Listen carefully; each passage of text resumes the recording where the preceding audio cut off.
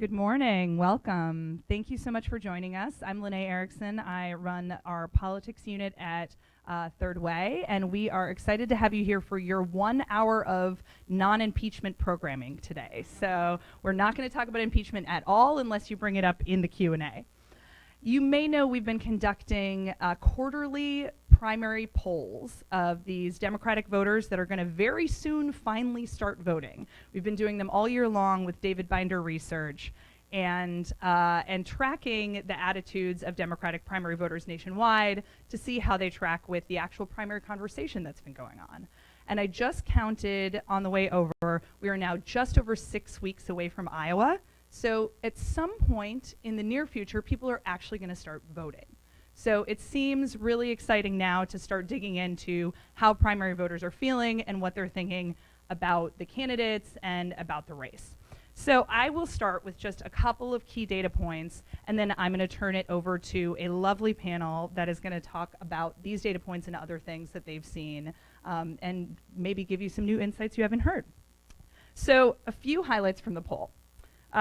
This race is really still fluid. We asked the regular horse race question, of course, but we also asked an experiment question. We said, pretend you get 10 votes. Who would you give those votes to? You can give them all to the same candidate. You can give one to each candidate. You can distribute them however you'd like. And it was one way of testing, really, are people very committed to the person that they've picked, or are they just saying, I think I'm leaning this way, but I could go a couple of other ways as well? And what we found was the latter, very much. So only a quarter of voters fully committed all of their votes to the candidate they had picked in the horse race. So that means 3/4 are still dividing up or saying, you know, I'd be happy with a couple of different options. And the highest number to get their fully committed voters in was Biden. He has 9% of the voters saying they're fully committed to him. That's really low, 1 in 10. And if you add up the next three, Warren, Sanders, and Pete have 10% combined of fully committed voters. So we're still really in flux in terms of how people are thinking about this race. They're happy with 2 or 3, maybe more, maybe 10 different candidates that are in the race. We have also been traveling to a lot of early primary states lately. I just spent a week in Iowa, and what we've heard from folks is that they're really thinking not just about beating Trump and the top of the ticket, but also about a lot of other Democrats that they want to win throughout their state, whether that's challengers in the House to help add to Nancy Pelosi's majority, whether that's the frontliners that we need to defend, whether that's their governor's race, their Senate race. So we wanted to test whether the national sample of primary voters was thinking like that. Are they concerned about the nominee and its impact on other Democrats down ballot? And in fact, they are. It looks a lot like what we heard in these early states. So it's 56% say that the nominee will have an impact, a pretty big impact at least, on the down ballot races in their state. And 74% say it's important to them that the nominee takes positions that will be helpful to those down ballot candidates and create kind of an updraft down ballot rather than making it harder for those folks to win. So these folks that we asked about the kind of general primary conversation seem to be a little concerned that the issues that have really been getting a lot of attention on Twitter and in the kind of social media primary might not be the ones that would help create that updraft. So we asked a whole battery of issues. We said, would this issue help down ballot, or would it hurt down ballot or really have no impact at all? And some progressive issues people said would help down ballot candidates. So in particular, you can see up here a pathway to citizenship, comprehensive immigration reform. They thought that would create an updraft. We also asked some in the negative sense, and they thought that protecting choice, being really solid on reproductive rights, would create an updraft for down ballot candidates. They didn't think that stepping away from that would be helpful. But there were other topics where they worried that they would really create an anchor around the neck of some down ballot candidates. So the worst performing one was someone who calls themselves a democratic socialist. So by 49 points, folks thought that that would hurt the down ballot candidates in their state. There were some others that were on that list as well: open borders, Medicare for all, mandatory buybacks, all kind of made the list in the this would hurt down ballot rather than help down ballot. Instead of those issues that are a big focus of the debates, they really wanted to focus on the same thing that we have been seeing over and over again in every poll throughout the year, which is reducing the cost of healthcare. We said, what is the #1 issue Democrats should focus on in order to beat Trump? 48% said reducing the cost of healthcare.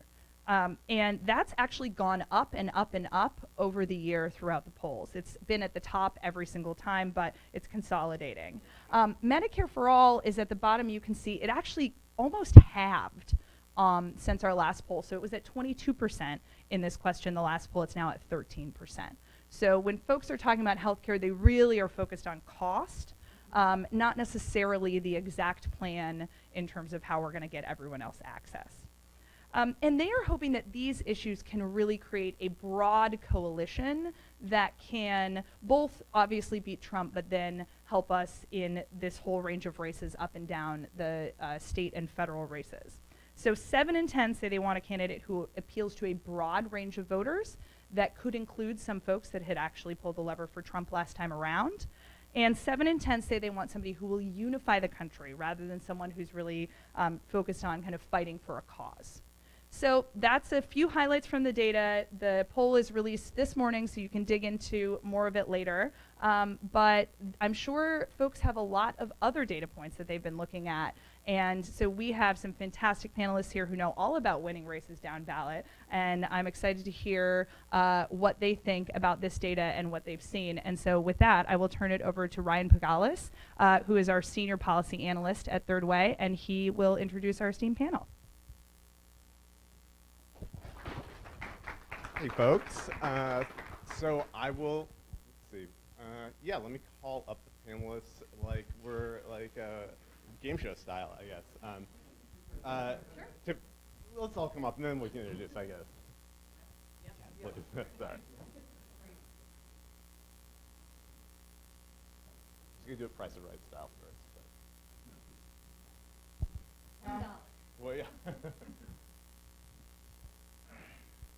Hi folks, my name is Ryan Pagalis from Third Way, and before we get into the substance of all this, let me just briefly introduce our great panel. So to my immediate right, we have Wendi Wallace.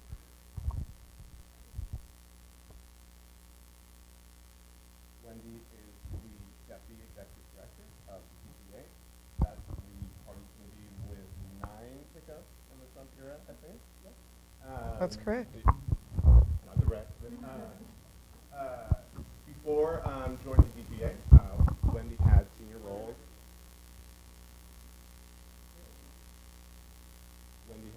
roles. At Planned Parenthood Action Fund, as well as the Democracy Alliance and Americans for Financial Reform. Mm-hmm. That last one. To my second right is Tiffany Muller. Tiffany is President and Executive Director of End Citizens United. End Citizens United is committed to taking on the disastrous effects of big money in politics and championing real campaign finance reform. Before taking over the helm at End Citizens United, Tiffany had roles at the DSCC, Victory Fund on the Hill, as well as getting her local start, or her start in politics at the local level in Topeka, Kansas. Hello. To my far right, literally, not figuratively, are David Binder and Will Gudelunas from David Binder Research. David and Will are the team behind the poll that we're talking about today. They have also advised and produced public opinion research for both Obama campaigns and the Hillary Clinton campaign, as well as races up and down the ballot for years. And they've been doing our Democratic primary polling all year, so they come to this conversation with a lot of kind of background on what we've been seeing all year long.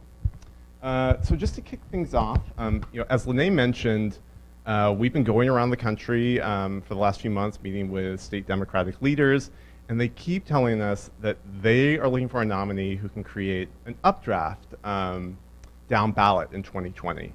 And by that they mean someone who can help folks running for other federal offices or state offices or local offices win their races as well. And the reason for this is simple. They want someone who can help land a decisive victory and really help put our country back on track, post 2020. Creating an updraft can mean a lot of different things. It could be someone with a message that really resonates broadly, or an agenda that's really popular, or someone who can mobilize a really kind of broad movement of supporters. So that's part of what we're going to be talking about here today. But I wanted to kick things off just by asking everyone on the panel of how you think about this relationship between the presidential nominee at the top of the ticket and all those Democrats running down ballot, from other federal offices to governors to local folks running for local office. Is it the nominee at the top of the ticket who drives the whole show? Do candidates down ballot have room to kind of create their own space, their own narrative, somewhere in between? Where does everyone land on that? Sure, I can start. Good morning, everyone.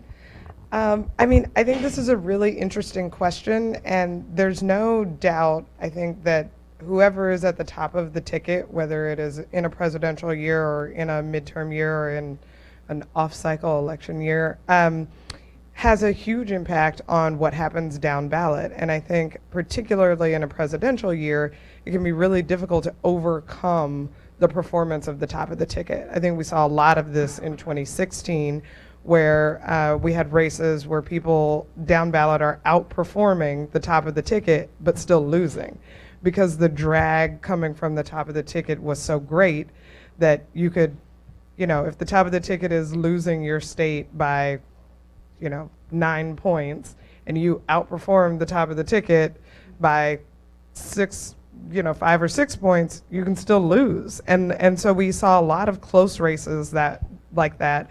And then on the gubernatorial level, we saw some success. We saw Governor Bullock in Montana is a great example of someone who got reelected at the same time Trump was taking victory in his state. That's an incredibly difficult thing to pull off, and a lot of it has to do with the power of incumbency.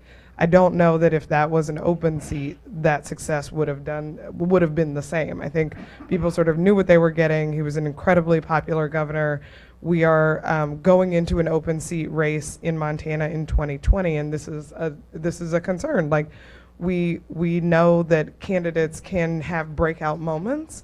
And so it is a primary on the Democratic side, and so there will be a lot of contests there, but who is at the top of the ticket matters. So.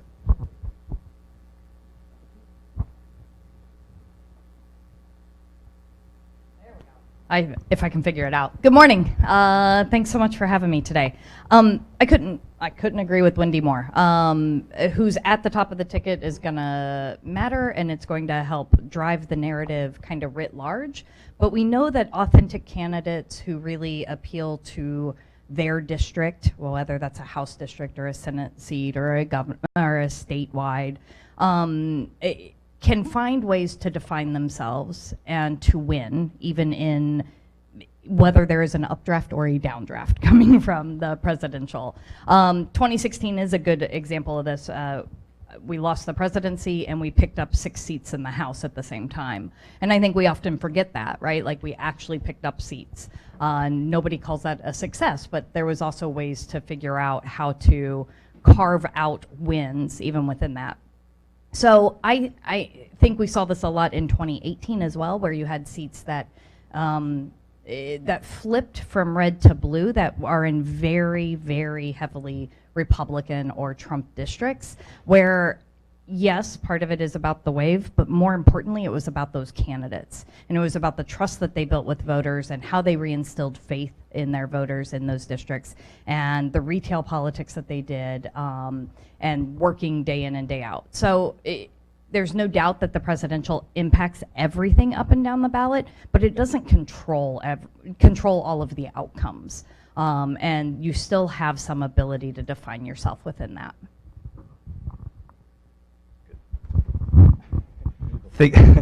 Thank you so much for having us here. Again, I'll let David speak here as well, but We agree totally with everything that's been said. I mean, in fact, I'll take a little bit of a different tact and tell you, we've had the fortune or misfortune, maybe, in 2012, 2016, and 2018, which is a little bit different because there wasn't a presidential, to go into the field and do focus groups right before the election and right after the election. And it was interesting in the sense that when you do talk to voters before they go in to vote, these were all undecided voters, still hadn't made up their mind. This is like 3 weeks out, 4 weeks out. And they all said, we were talking about Senate races at the time and as well as the presidential, and they all said to a person, well, I'm going to look at both those issues differently. So this is an issue that I'm looking at in the Senate race, this is an issue I'm looking at in the presidential race, and they compartmentalized that in the discussion that we had. Then we go back into the field right after the election, and it was like, okay, when you finally made that decision, what caused you to make it? And it was all, it was, Trump, or it was healthcare, and then all of a sudden, all those different compartmentalizations turned into just one big issue, one person, or the vocabulary that is used at the top of the race. I mean, that's the other thing that happens a lot, is when there's different issues on kind of down ballot versus up ballot, that the way they talk about it, or the way the media talks about it, or the way it's out there being talked about, I should say, becomes the language, even if the issue is a little bit different down ballot, and that kind of translates over, so it all gets viewed through that lens. Yeah, I think I'll make it 4-4 here. Just on the points that we're all making, I agree with everything everyone said. I think the only thing that I would add at this point is what has changed with regard to how voters are feeling about the parties and whether candidates have D's or R's after their names. I work with this guy, so I agree with everything he said with regard to how voters always say, at least the moderate voters, maybe not the partisans on each side, but the swing voters in the middle always say, I look at every contest separately. I don't look at whether they're a Democrat or Republican. I look at the candidates, what do they stand for. I make every single decision independently of whether they're D's or R's. That's changing. Now, it's not to say that candidates don't matter. We all know that they do, and you all gave examples. We don't have to look any further than West Virginia to see Joe Manchin win re-election as a Democrat in a state that went 38% for Trump.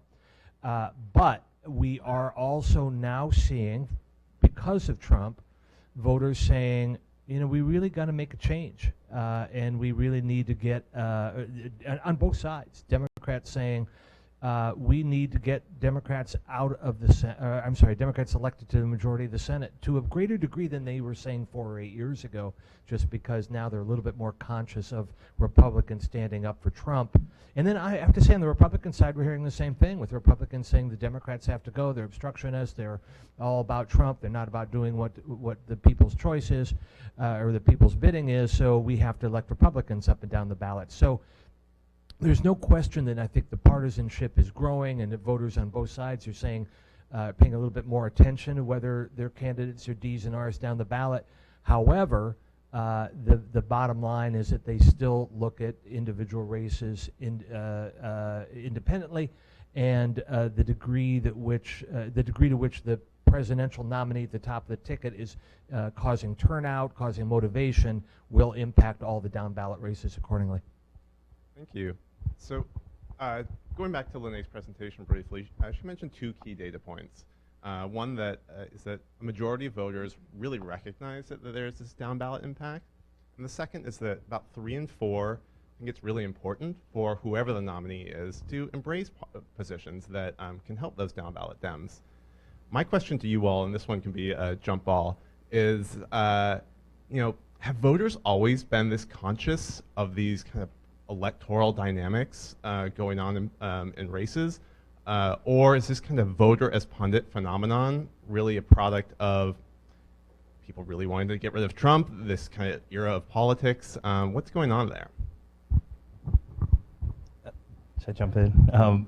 I think David kind of answered this a little bit ahead of your question, Ryan, in the sense that yeah, there is a Trump dynamic going on. I mean, there's a Trump dynamic going on in everything, but it does apply here in the sense that people are saying it's worse now. I mean, I guess I would give you an example of this, is that when we do groups, when we talk to voters in certain places, the places that are more kind of whatever, swingy or more, that maybe went to Trump in the last election, when you talk to those people, I mean, we just got finished doing some groups in Michigan, Pennsylvania, and Wisconsin over the last couple months. And when you talk to those voters, there's this real feeling of how important all of those issues are, the down ballot stuff, as well as just winning the election, just beating Trump. So much so that when you bring up issues, you bring up something like Medicare for all or whatever the issue is, and they'll just go right back to have to be Trump, have to be Trump. And the idea being that these people get to see it on a daily basis, right? That's a difference of when we talk to these same voters and say, like, California or something like that, is that they bring up stories about, hey, I walk outside and 2 of my neighbors have Trump signs in their yard. This is a very real thing, and this is happening. They have like a much more in tune with that feeling of this could go real bad real quick, and we can't have that. And so they talk on that level all the time. They're at that fever pitch all the time. Yeah, I think there's no doubt that dynamics have changed since Trump was elected, and that more people are clued into the day-to-day of politics than they probably have been. But I don't think that this idea that a candidate who is the Democratic nominee needs to embrace issues that help Democrats down ballot is new. Of course they want that, right? They want Democrats to win. So of course they want them to embrace issues that they think will help them win. That makes complete sense to me. What we're missing in that equation, though, is this other piece, which is that most voters don't base their vote on issues, right? Most voters base their vote on values and who's going to go fight for them and what do they feel in their gut about these people. And especially at a time when, 80% of Americans feel like government isn't working for them, that they're being left farther and farther behind, that they don't have trust in their elected officials, that it's not enough to just be for issues. You have to figure out how you're communicating, both candidates at the top of the ballot and all the way down, how you're communicating to these voters that you're going to go fight for them, right? And not for anyone else. So. I would just say, I would only add to that I think this is where the authenticity that Tiffany spoke about on the last question is really, really important. And whatever is authentic to the candidates at the top of the ballot may or may not be authentic to the candidates down ballot. And so it is, our job to create an environment where they can communicate what those issues are. The example that I would give happened this year in our 3 races, Kentucky, Louisiana, Mississippi. Particularly, I feel like in Mississippi and Louisiana, we saw a lot of this.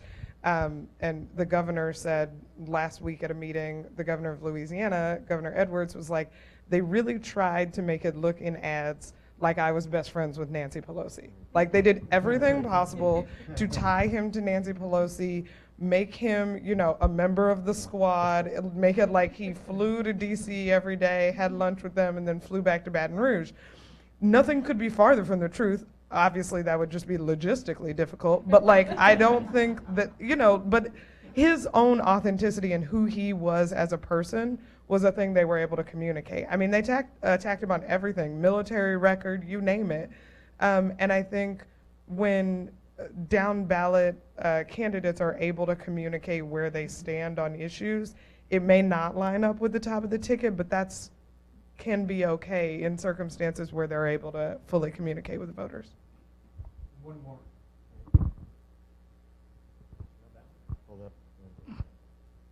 Hold us Anyway, as a hi. full group. One more thing. I could just do it in both hands. The thing that's different this year, Ryan, is just that when you, especially with the Democrats, is that their number one priority is finding a candidate that can beat Donald Trump. We've heard that all the way through the primaries. Like, what's the most important factor for you when you're thinking about who you're going to vote for or who you're going to caucus for?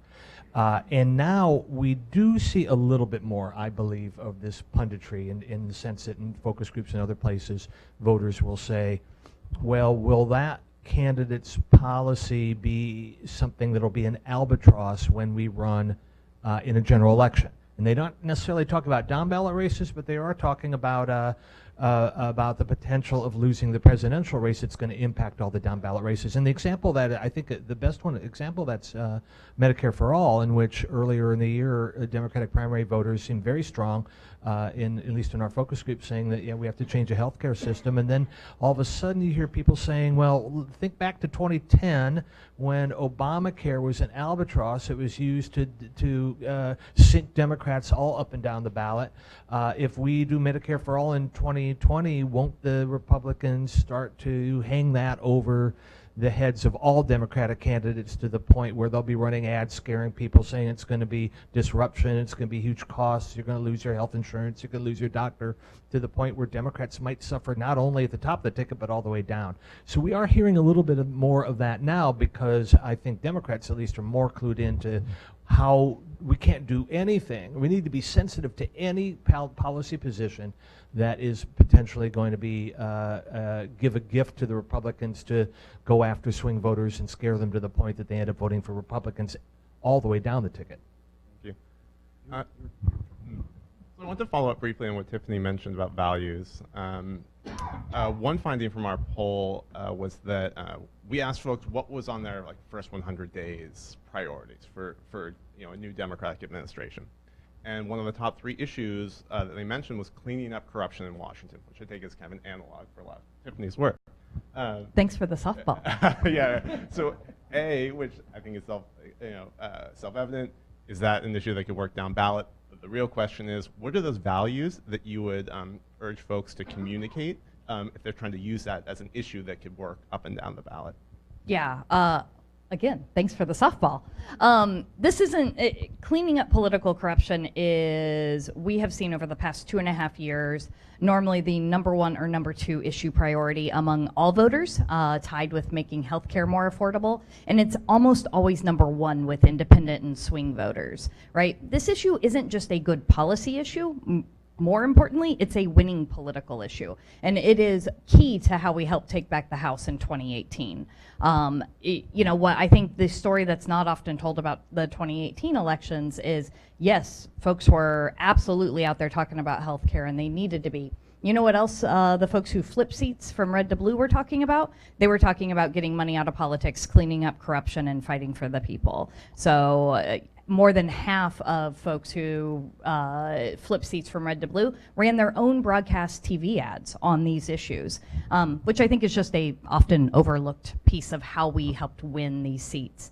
And that created the momentum to create H.R. 1, which is the largest anti-corruption package that we've seen since Watergate, right? And it would make sure that everyone has the right to vote. It would tighten up our ethics. It starts to undo the damage caused by big money in politics, and it would do independent redistricting. It is a transformational piece of legislation. So yeah, it's really important. And all we have to do is look at 2016 too. Trump used this in 2016 really effectively.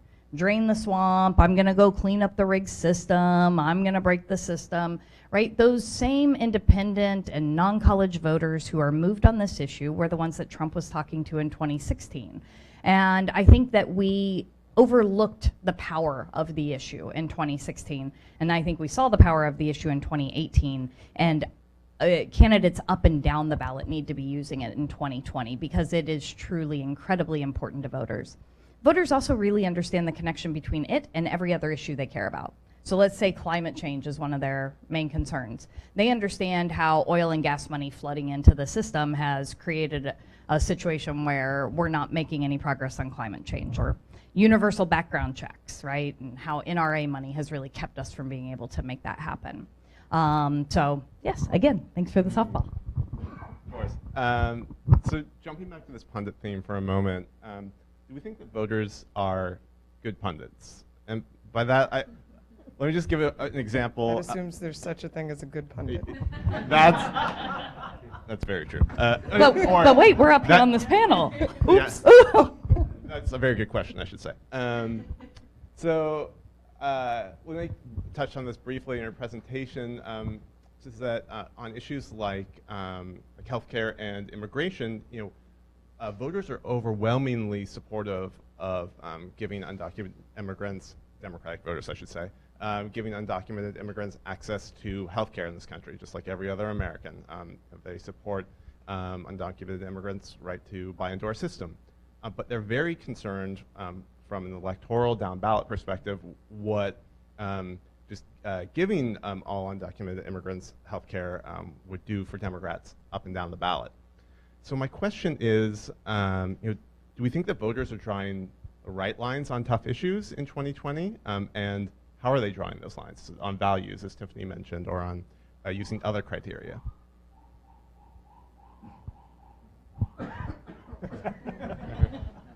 Will and David, what do you see in your focus groups? Do you want to go first?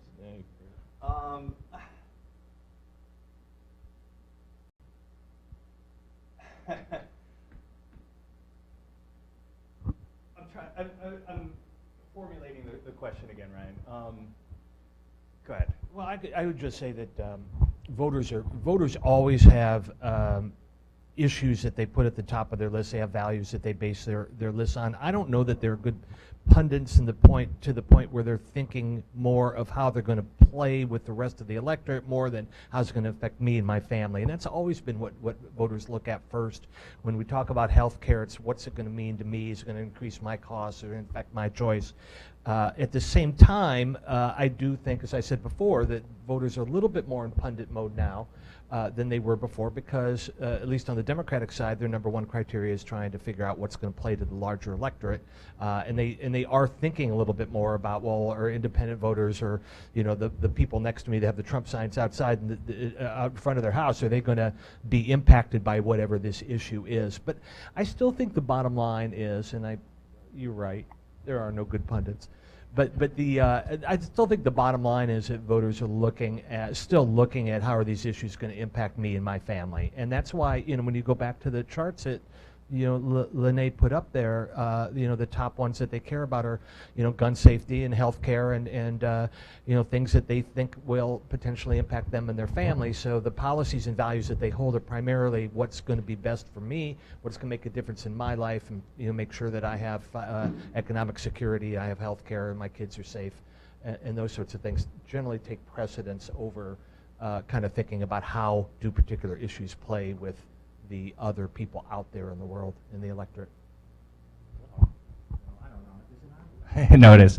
The only thing I would add to that, and that's a great answer, is that sometimes voters do push back a little bit on the idea of the real pundits, and even Democratic voters, where they're saying, I feel like this message is getting hammered home every day, and that doesn't sync with what David was just saying, which is my real experience. So as far as they are pundits, which they, there is more of that now, they look around at their community, they look around at their neighbors, they look around at people in their office, and you asked the question about focus groups. When we're in those groups, that's what they talk about the most is, my family first, but also, I work in an office, and this is what, I know these other people who are friends with, who I play on the softball team with, this is what they think, and we have to be conscious of that because that's going to play into who they're going to vote for.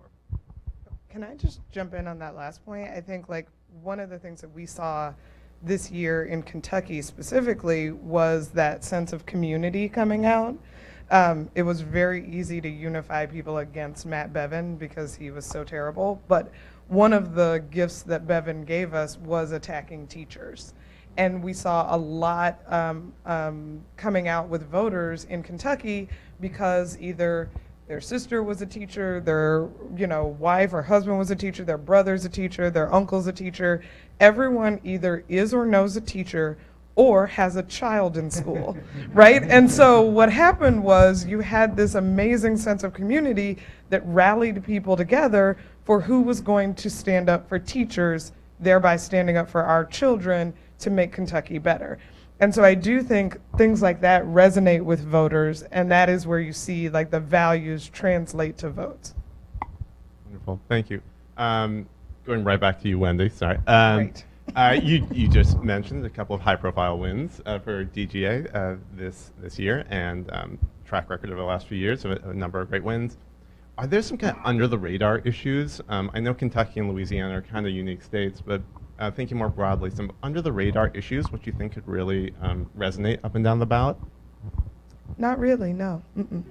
And I say that because I think that the things that helped us win in Kentucky and Louisiana, which are, you know, difficult states for Democrats according to conventional wisdom, are the same things we saw help in the House in 2018.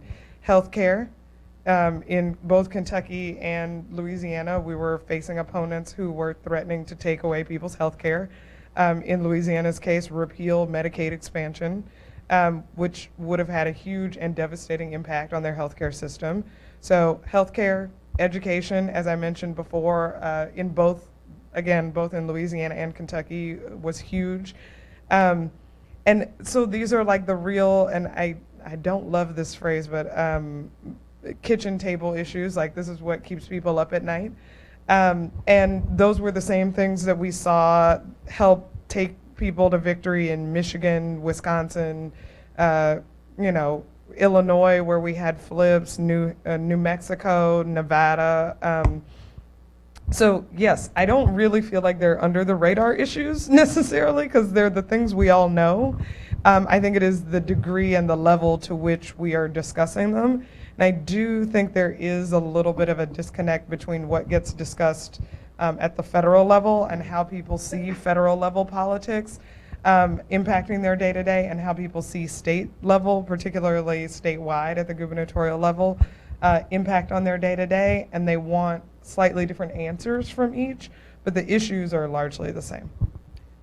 Not to sound like a broken record on my end, but I totally agree. And I love that record.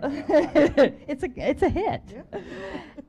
And I think that sometimes what is a little bit of a sleeper is this idea of cleaning up political corruption and how important that is, and how much it directly impacts whether or not voters believe you can take on the kitchen table issues that they so directly care about, right? It really becomes a fight about whose side are you on and who are you fighting for. And so I think sometimes what I hear from consultants here in DC is, yeah, that's not what voters care about. They only care about and only base their decision on things that impact their pocketbook. And that's just not true. We know that this really moves votes and moves voters and helps shore up all the kitchen table issues. I'll go first really quick and then jump in.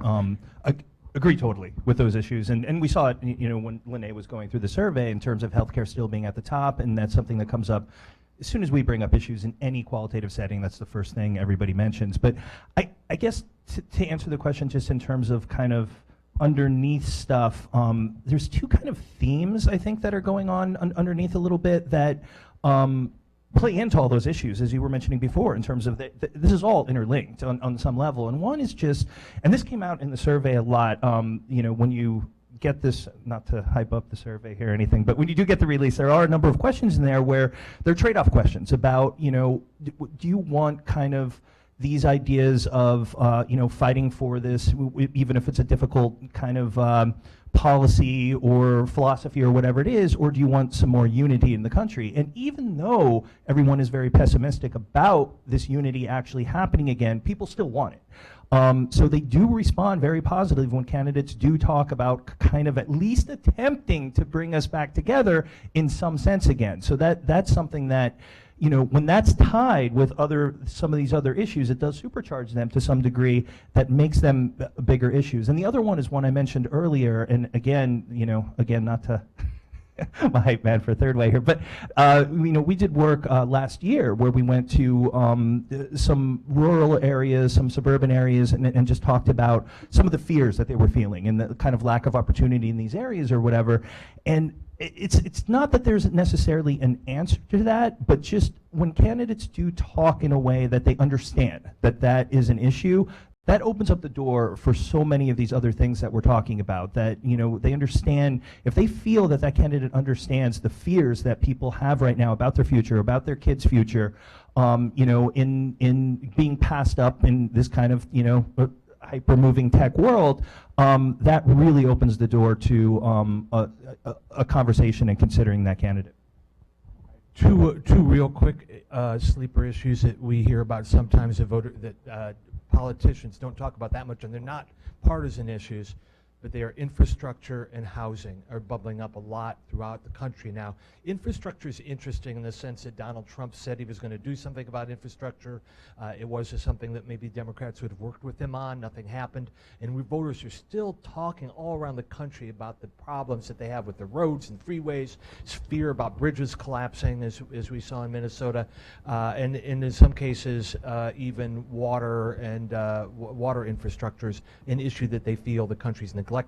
Housing is bubbling up everywhere now. It used to be primarily on the coast. Now we're seeing it in the center of the country as well, in metropolitan areas, and even in more suburban and exurban places where people are saying that the costs are not only becoming a factor for them in paying rents or mortgages, but also our housing costs going to the point where my children are no longer going to be able to live in the same community I can, or they no longer going to be able to afford to buy a home. And then an offshoot of that now is homelessness, which we're seeing is becoming an increasingly serious problem in cities, but it's not just New York and San Francisco and Los Angeles anymore. Now it's in the suburbs as well, in some of the warmer climates. But it's something that voters are looking like, oh, what's going on in our country where we can't even house our own people? Thank you. David and Will, I wanted to ask you to think back to the work you did for both Obama campaigns, and whether or not you got the sense that the campaign was really working intentionally to craft a message and agenda that helped down ballot, or whether it was just a helpful byproduct of the work that they were doing. How intentional are these efforts in presidentials at the top of the ticket? Am I going to get in trouble on this answer? I think I might. I mean, Ryan, I think that if I have to answer honestly, I think that the campaigns are first and foremost focused on themselves and their candidate and not thinking about other races. It's kind of, I want to give an answer that's egalitarian, more like, the top of the ticket is always concerned about down ballot races and electing and giving more seats to the party. But I think in all honesty, I have to say that the campaigns at the presidential level that we've worked on are primarily focused on themselves and electing their candidate and not thinking necessarily about whether positions are going to impact it. Now, with that being said, the people that the campaigns listen to are certainly, whether it's donors or whether it's endorsers potentially, they do put pressure on the top of the ticket to listen to the issues that they think are going to be important for their point of view. And if it's a donor or a cause, they're going to point out that you have to be careful here because what you say or the position you take may have ramifications. It could impact us. And if that happens, I'm not going to donate to your campaign. So to that degree, they are listening to others. But I think as far as messaging go, they're looking primarily at what's going to elect them. Does that sound jaundiced? It just sounds like self-interested actors. Wendi, I wanted to ask about governors. They're in a unique position because they're also running to be chief executives. Does that make it harder or easier for gubernatorial candidates to either benefit from or weather down ballot effects from the top of the ticket? That's a really interesting question. I think they are typically in a stronger position to kind of separate themselves and say, like, I am going to be the head of this state, and these are the things that I am going to do. And I do think there's an opportunity there to distance yourself a little bit from what the federal level offices are going to do, because it just doesn't impact you in the same way, right? If you're running for the House or the Senate, you're impacted by majorities and who's kind of leading that, who's in a leadership position and what the White House is doing. When you're running to be governor, you have a little bit more autonomy, right? And we've seen that in battles to expand Medicaid or fix roads or improve educational systems, giving teacher pay raises, that kind of thing. And so I think the voters understand that and view gubernatorial candidates with that lens. Like, they have a greater amount of executive power than your average kind of House candidate or even state ledge. Cool, thank you. So we've been talking a lot about the effects from the top of the ticket down. But in politics today, and this is to everyone, do you have a sense that there's also some kind of momentum from the grassroots, from the bottom, from people running from local offices, congressional offices up toward the top of the ticket? Is there some forces kind of shaping the narrative, the agenda from the bottom up in politics these days as well? Sure. Yeah, absolutely. It's not a one-way street. My brain just will not let this go unless I say it. So I'm gonna add on to Wendy's answer a second ago about one of the examples where you see this is Kansas, right? Like, we just won the governorship again in Kansas with Laura Kelly, and Democratic pro-choice woman. By the way, Kansas, only state to have elected 3 women Democratic pro-choice governors in the country. The only state.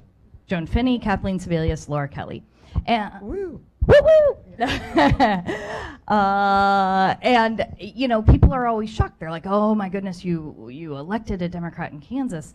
But Democrats have had the governor's mansion more than half the time over the past 60 years. But the last time we elected a Democrat to the US Senate was 100 years ago. We actually have the longest running without having elected a Democrat to Senate. So in terms of how governors can distance themselves and can be viewed differently than federal offices, I love the Kansas example. Thank you. Nothing like a home stater to make your point for you, so thank you. Always happy to plug the home state. As for down up, again, I'm going to sound a little biased, but I'm going to talk about our issue. I think that what we saw is in 2018, all of these House races running on getting money out of politics, cleaning up political corruption, not taking corporate PAC money, et cetera, and that the Republican incumbents were too in the pocket of special interest and doing what their donors wanted and not what the voters wanted. And it was a great playbook. And what we see now is that the Senate candidates in 2020 have adopted that exact same playbook. And the presidential candidates also have all really, you're not hearing about it in the debates as much, but if you're out on the trail with them, you are hearing about it. Every time they're doing a stump speech, they all have these incredible reform agendas. They're all no corporate PAC. They're all further than that, right? They're all running on this issue because they've seen how powerful it is, but it came from these House races in 2018 and is now impacting both the Senate and the presidential races. The only example I can think of, Ryan, when you ask about whether there's a down ballot updraft to the top of the ticket, it really, to me, that the answer to that question is whether candidates at the top are actually listening to kind of grassroots, because I think the down ballot candidates are closer to the people as far as just understanding their issues, and to some degree you find that things that percolate down on the grassroots don't always get to the top of the ticket. I mean, I was thinking a little bit about Iowa and just the issues there in the caucus, and there are some top of the ticket people who say we don't really need to pay that much attention to issues of the rural voters there because rural voters are Republicans, are going to vote for Trump and so forth. But when you go to Iowa and you listen to the people that are at the in the communities there that are talking to the presidential candidates that are going through the farm fields, it's like, no, you have to pay attention to rural voters. There are Democrats that are rural voters, and we have issues, whether it's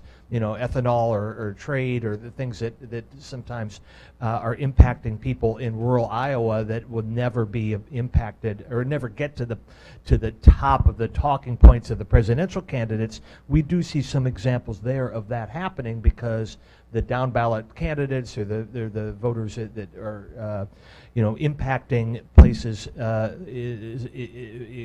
like rural Iowa are making their issues and concerns noted that do kind of end up going upstream to the presidential candidates who realize that they have to address them if they're going to be going through Iowa. Now, whether that's transferable to the rest of the country, where you don't have a caucus going on and have to compete at that level, is a good question. But I do think at some point the people at the top of the ticket are, by necessity, having to listen to the issues of those at the grassroots level and the down ballot candidates. Great, thank you. So I want to turn to the primary just briefly. Excuse me. Lene mentioned this little experiment that we did in our survey where every respondent received 10 votes, which I love. And only 25% of all respondents indicated they were fully committed to any one candidate. They gave that candidate all 10 of their votes. And as Lene mentioned, Biden led, but with 9%, tiny sliver. About half of folks gave Biden 0 votes, indicating they weren't supportive at all. So the upshot for me is, it's a really fluid process right now. And at Third Way, in our conversations, things like this, or talking to folks, we've been saying all year long that it's early, right? It's early. When will it not be early? When will when does everyone think voters will start solidifying behind a pick? And this is to everyone. I'll start, but I'm sure everyone has a great opinion on this. It's crazy. It really is. I mean, there's another question in our survey that we track over time, which is how much attention are you paying right now? And it hasn't budged all year. Like, it's been the same in March as it is in December. So that's not changing. We were actually, David and I were just doing focus groups in Iowa, and we asked that question of people who are all undecided, still sitting at the table, and we're asking them, in past years they would have said, I just want to see one more debate, I'm going to go to a luncheon and candidate A and B are going to be there, I'm going to decide, and we'd hear things like that. Now we hear, 7 of the 8 people around the table saying, I don't know, maybe when I'm driving to the caucus, like, that literally what we were hearing, and we're like, why, and what is going to trigger it for you? And they're saying, I'm just, I'm waiting to. I mean, there's all the punditry that goes into this and the reasons why, and the too many candidates, and people aren't paying as much attention because of that. And there's a million other factors I'll let David speak to, who could do it more eloquently than I can. But all in all, they're just not sure. Like, they really are undecided. Those numbers are real. That they're still figuring it out, and it may be the day of when they do figure it out. It's still early. No, I mean, in 2004, at this point, Kerry was at 4%. And, he ends up winning Iowa, becoming the nominee. John Edwards is at like 5% at this point in 2004.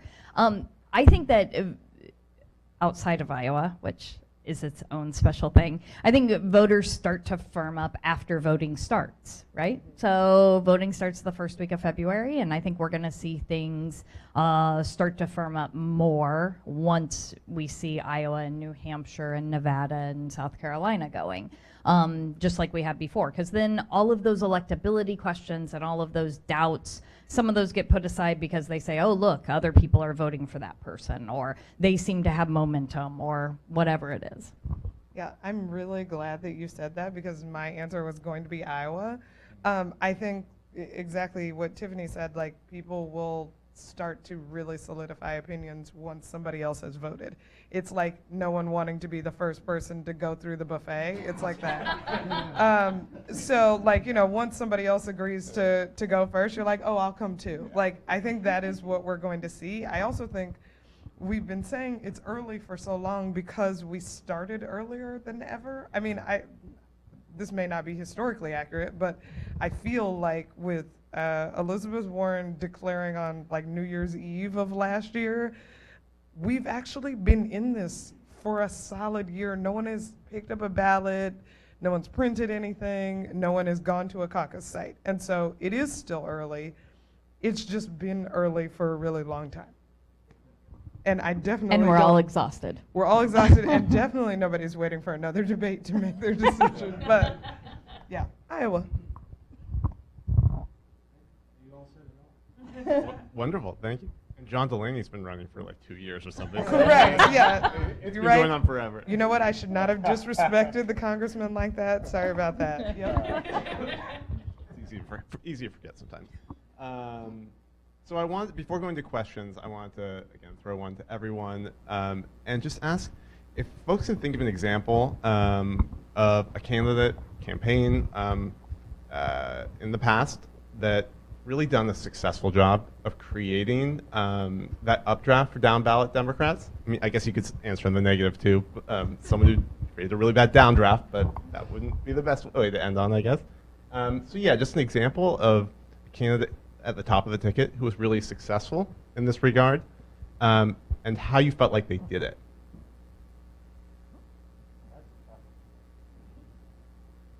Can I answer a different question? Because I Absolutely. only because I have a really good example of a different question, which is a candidate who overcame a drag at the top of the ticket. That's fantastic. And that candidate's name is Governor Roy Cooper. This was a campaign for anybody who remembers in 2016. It was a nail biter.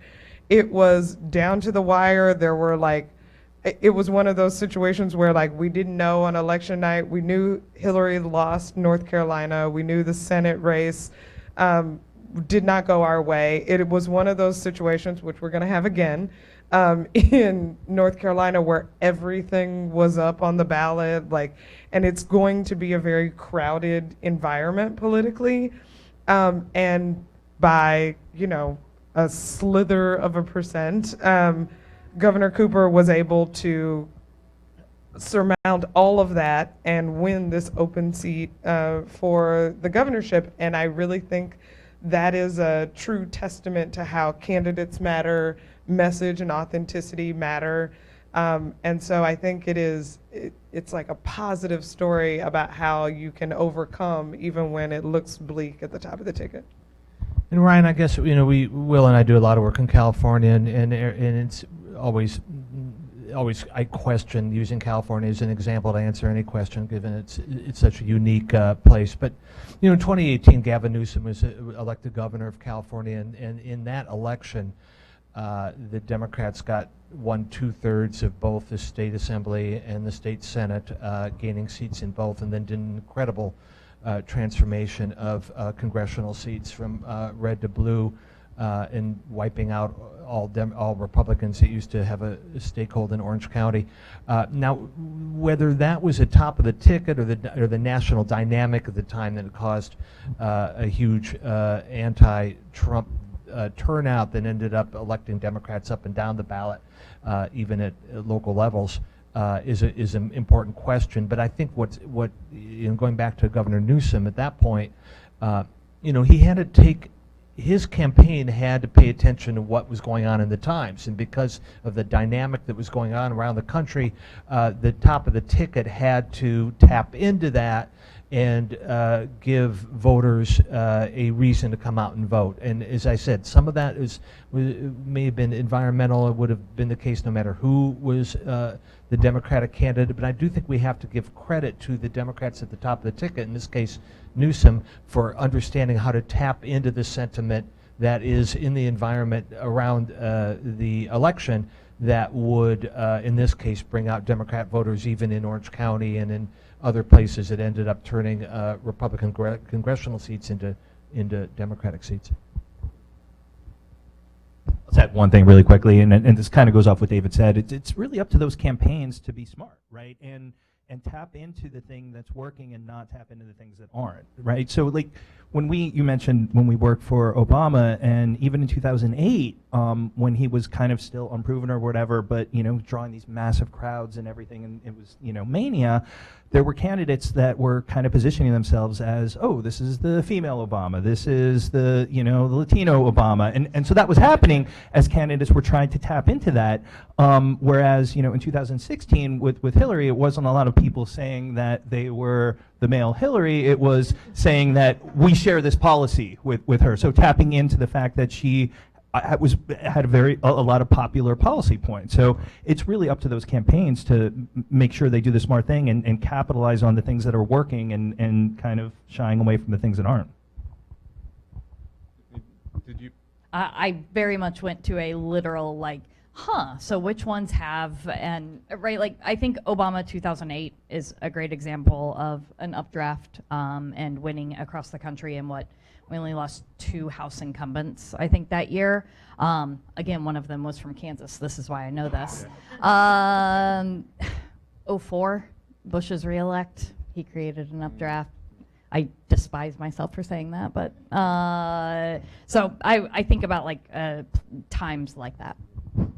Yeah, one other thing, I don't know that, I want to, it's such an exciting thing for Democrats to win in Kentucky and Louisiana, and even though it's not exactly answering your question, Ryan, I do think that, to give credit to those on the panel that have been working in those races, it's just an amazing. I will accept that credit on behalf of my whole team. Average voters out there are not necessarily aware that we just elected a Democratic governor of Kentucky and that we re-elected a Democratic governor of Louisiana that are such heavy red states. But the fact that we are able to do that in those places it does give enthusiasm to some in the grassroots who say that, we have found ways to win in red states at the highest level. And that is something that should encourage us as Democrats to compete everywhere, look at what caused their successes. I think your point about, Bevin going after Bevin going after teachers is a good one. Take advantage of those examples when Republicans kind of hand you an issue, but also realize that we don't have to constantly pay attention to what color was the state on the map in the last election, when we have examples in Louisiana and Kentucky of hard red states that can elect Democrats, and that's something that shows Democrats around the country that we can compete everywhere if we do the work necessary. Yeah, DGA has done an incredible job, so let's hear it for Wendi. Thank you. And also to add to that, DLCC and the amount of legislative chambers that we have picked up across the country as well. I think that's often overlooked, but both the governor's races and the legislative races, the legislative chambers are key to redistricting, which happens in 2021. Sometimes getting the majority back in the House or possibly flipping the Senate seem a little more sexy, but we have such amazing examples of really good wins all across the country in both governor's races and legislative chambers. Absolutely. Thank you all so much. But we have time for a few questions. So, please just raise your hand. Yeah. I'm curious about the corruption issue that Tiffany raised, because it didn't jump out on the slides. We had our top 3 issues, which was healthcare and climate change. And I guess, did it show up even in the top 10? It didn't. It didn't look like it was even included in the question in the battery, was it? Yeah. So we included it in the question about first 100 days of priorities, and so we phrased it around cleaning up corruption in Washington, more than explicitly getting money out of politics or campaign finance reform. We were going more for the sentiment behind it, which we did find resonated. So does it get expressed in other issues? That I still got. It seems like it's this real driver, and clearly Trump, pointed out, he's all over it. So. It's tied to every issue, but what we've seen is that actually, that a whole lot of times folks don't put it in the top issue priority battery. It hasn't been something we have as Democrats traditionally tested as a top priority, and then there's been lots of different ways of testing it. And I will tell you, if you say passing campaign finance reform, that ends up going a lot lower than cleaning up political corruption, right? Of course it does. What we have found, we've done about $2 million, $3 million of polling over the last couple of years, and what we have found is that every single time it's number 1 or number 2 on the issue priority, and that it really that's important. Knowing it's important to voters is important. Knowing it moves the vote of swing voters is even more important. And what we've seen is that it moves independent votes and it moves swing votes. And again, it's also because they have this sense that it's attached to every other issue they care about. healthcare, guns, climate change, taxes. We find it even increases trust on how you're going to handle immigration if you first clean up corruption. It's amazing. Also, one other thing on that is that the issue, and I think you make a really good point about as far as polling goes, it really depends on how you phrase it, and is it corruption, is it campaign finance reforms? A really good point that does impact how people respond to it. But I think that beyond draining the swamp, or whatever phrase each party uses, there's also just incredible concern about the role of money in politics just generally. People get tired of the political ads. Right now we're seeing a backlash to Tom Steyer and Mike Bloomberg just because grassroots voters are saying they came in and Tom Steyer bought essentially a place on the debate stage because of the ads that he was willing to spend because he's a billionaire, and now all of a sudden Mike Bloomberg's at 5%. People are saying that's because of his ad buy. So the degree that two billionaires are now have placed themselves into the Democratic mix with, well, Steyer has done a little bit of grassroots, but with Bloomberg not even setting foot in Iowa, or has he? Yeah, it's something that I think is going to percolate more, and it's related to corruption and lobbyists and elected officials having a multi-million-dollar job as soon as they leave Congress because they just have a gold-plated that really bothers people to the point where there is an appetite for reform, and it's across the political spectrum that the voters are saying that. So it may not show up depending on how we ask at the polls, but it definitely is out there. And it's strong. And if you ask folks what causes the corruption, to your point, what they say is money, right? And what they think is that voters think the system's even more broken than it is broken, right? They think that like 90% of policy decisions are being made because a donor wants it. So they think that money is increasingly purchasing outcomes, which is true, just probably not to they literally think like there are briefcases of money changing hands.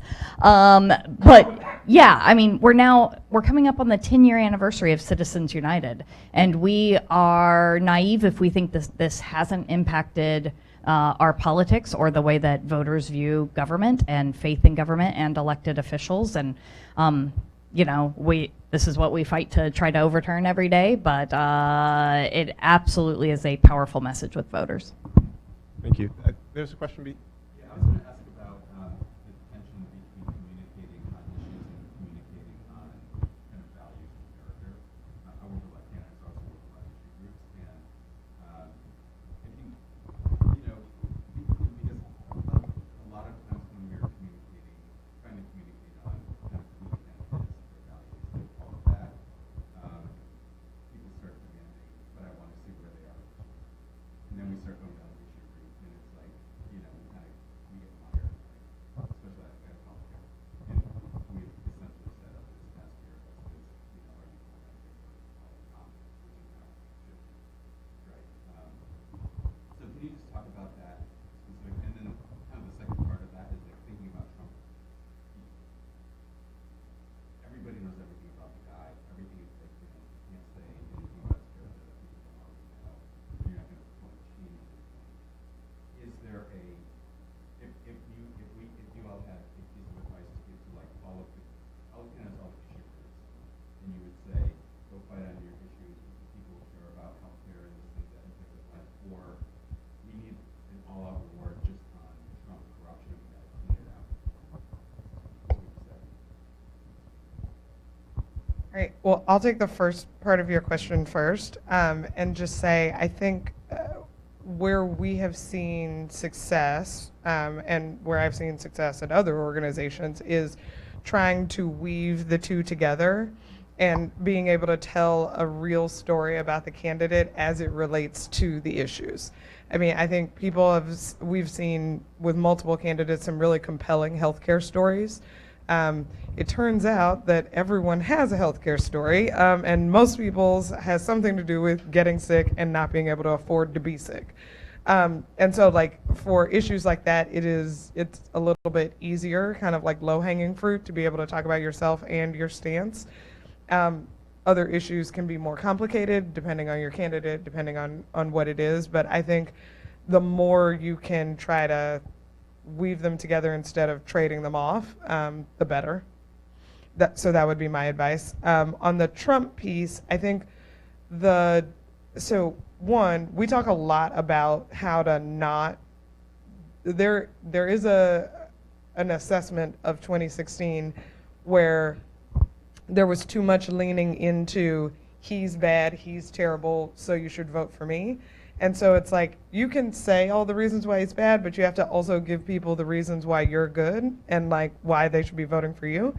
And so I think in a lot of campaigns, and particularly gubernatorial campaigns since then, and in 2018 this was definitely true because you're dealing with states where people voted for Trump, Pennsylvania, Michigan, Wisconsin, Kansas, all of these places.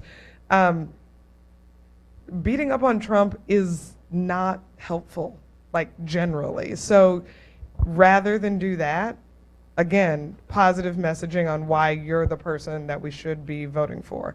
And I think it has been a little bit difficult to kind of stay the course because of, all of the like national Democrat labels and things that they try to paint candidates with.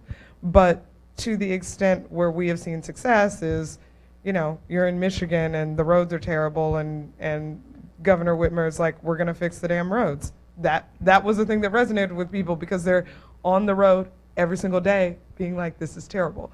And so I think that is the advice I would give about the Trump piece is like, it also can be divisive in like making the person feel bad. I think it has that sometimes unintended consequences like, we're in this mess because people voted for Trump. Like, no one wants to hear all that. And it is, I also think that is part of like the impeachment stuff. I know we're not going to talk about that in this hour. But really, like, people want to know what you can do for them, how you are going to improve their lives. I think we have time for one more question, and there was a question right there. To what extent, I wanted to ask about voter suppression and voter rights. To what extent was that an issue in your focus groups? And separately from that, to what extent is that an issue for you in your work? Where is the issue where is the problem most acute? Where are the solutions? Do the solutions lie in the courts or not? Or does it differ state by state? I'd just like to hear about that. We do hear issues about voter rights, although it's not something that's generally volunteered as the first thing that's on voters' minds when we ask them what they're going to base their decisions on. I was impressed in, I can't remember now exactly when it was that we were talking about the issue, but there was a lot of backlash against perceived attempts to restrict voter rights from people across the political spectrum.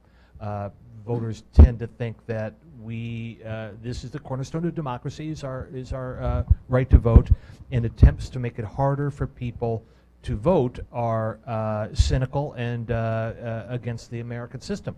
The only exception to that we found was voter ID that did resonate with people who thought, well, you need an ID for everything, so showing an ID to vote makes sense. It's kind of the way we live our lives every day. So on that element, voters would be a little bit more, they don't think about the potential that voter ID is restrictive as a policy.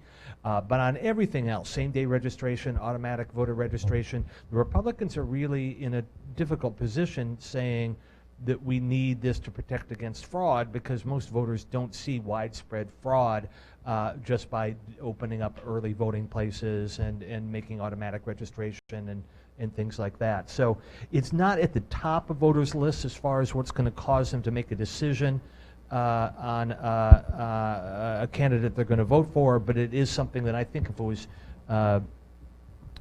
discussed a little bit more by the candidates, that it could have some impact on voter choice. We should have 2 more Democratic governors right now, right? Stacey Abrams should be governor of Georgia, and Andrew Gillum should be governor of Florida, and voter suppression and purging of the rolls, and well, the complete cluster that is everything about South Florida voting led to us not having that.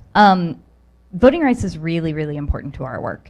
HR 1 is our main priority legislatively, and it is a package that has both money and politics, but voting rights is one of the central cores of that package. It has automatic voter registration, it has re-enfranchisement, it has expanded access to early voting, online registration, pre-registration. There are so many things we should be doing to make voting easier and to expand the access and protect the access to the ballot box.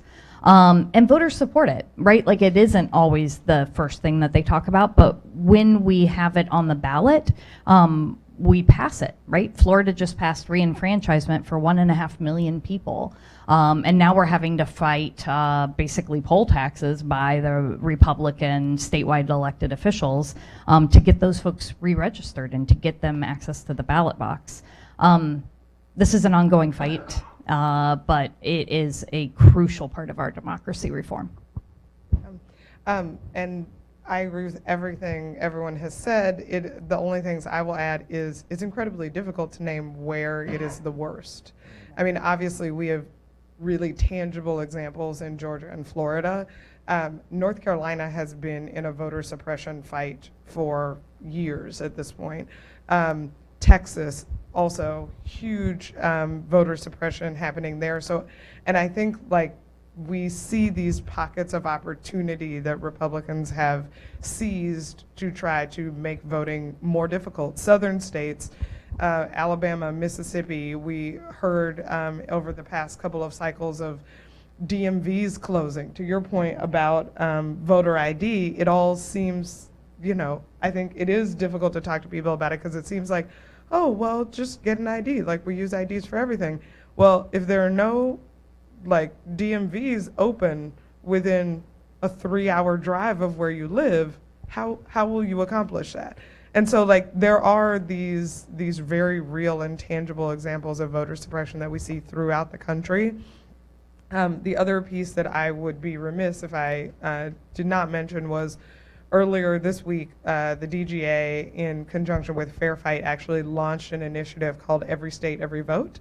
I encourage everyone to check it out. I won't go into the details, but it is a partnership with Stacey Abrams' organization so that we can be on the front lines of fighting voter suppression, making sure people are registered, making sure they know when and where their polling places are, things like that. Thank you so much. That initiative is a wonderful place to end it, and I hope everyone can join me in giving our panelists a round of applause.